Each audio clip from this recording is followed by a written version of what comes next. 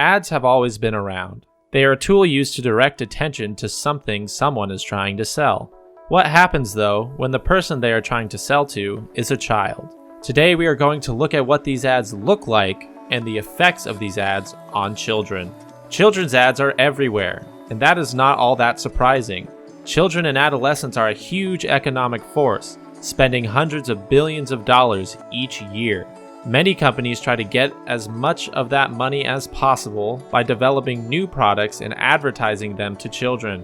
Billions are spent on these ads, with $3 billion used on food packaging alone. Not only that, children are barraged by ads on all fronts of media. Kids watch thousands of ads a year through TV, and more so on the internet. These ads have led to unhealthy habits in today's children, both mentally and physically. Children's ads are very simple. This product makes you happy if you have it, and sad when you don't.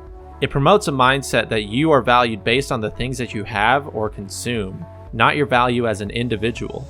This can lead to low self-esteem that carries into adulthood and a toxic consumer environment for a child while they develop.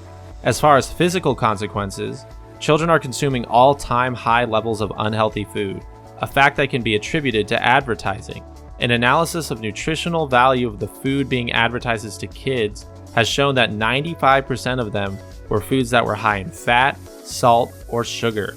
The increase of aggressively marketed food ads mirrors the increase of obesity of children, with 15% of children in the US being considered overweight and at risk of heart problems. The problem with these ads are that they are targeting an audience that is not seeing their true intent.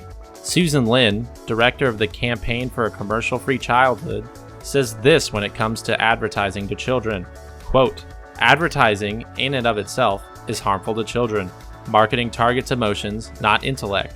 It trains children to choose products not for the actual value of the product, but because of celebrity or what's on the package. It undermines critical thinking and promotes impulse buying." End quote. Children have no way of protecting themselves from these ads, and they need to learn the tools needed to know what ads are and their intent.